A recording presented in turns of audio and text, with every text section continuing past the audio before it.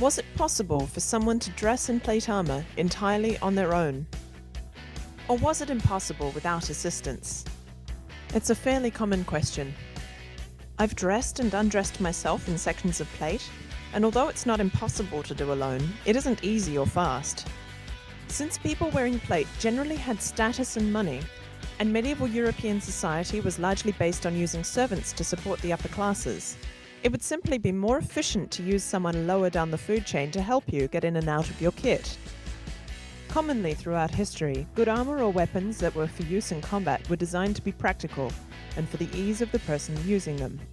Based on this, I would say that armorers aren't going to make a steel suit that the wearer can't get out of alone. An exception to this arms efficiency concept is when you have sports events, such as the large, elaborate jousting tourneys of the high to late Middle Ages and early Renaissance. Tournament armor became very elaborate and was designed specifically for different forms of the sport, and not for the rigorous, extended campaign-style combat of battlefield warfare, which was largely undertaken with at least one army walking and camping out in the elements for weeks at a time.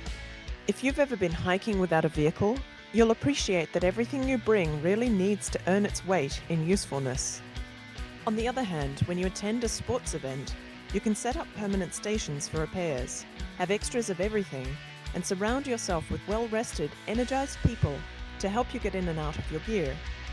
With sports armor, knights could afford to have lots of assistants gearing up and down, since there are gaps between the athletes being out in front of the crowd, much like at modern sports matches. I'd speculate that armorers took advantage of this and were able to make their armor more complicated, because the people buying it would still be able to use it practically, even if it was much harder to get in and out of alone.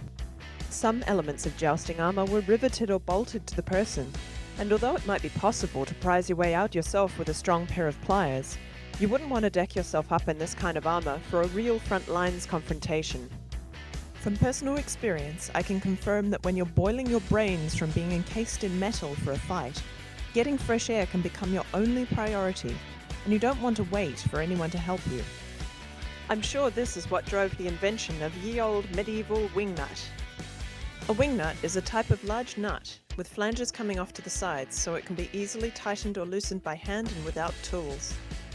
As tournaments became more popular, wealthy fighters could afford armor harnesses that were interchangeable and could be adapted to suit heavy or light use, which is why sometimes you see mysterious holes on knightly breastplates so as to attach a lance rest. A lot of the armor that we see displayed in museums is the shiny, impressive stuff that was only used for show, in competition or parades. This armor was utilized a fraction of the time compared to the equipment for field combat, and looks a lot better since it was often made by the top designers of the day. If you were a museum curator choosing how to fill your limited exhibition space, it's much more attractive to display the top-end armor than the beaten-up everyday stuff, which ironically is what tells us much more about the life of the non-uber-wealthy people. Unfortunately, a lot of misconceptions about armor and weapons can come from this.